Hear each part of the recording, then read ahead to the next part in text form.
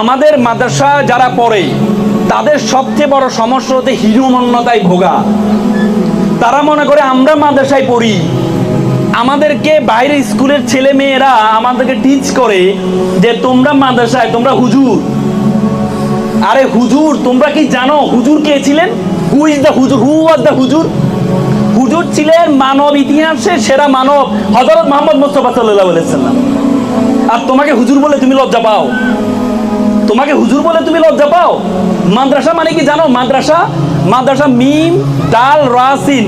মিম মানে মক্কা এবং মদিনা, দাল মানে দার্স মানে পড়া, রা মানে রহমত, আর সিন মানে সাকিনা।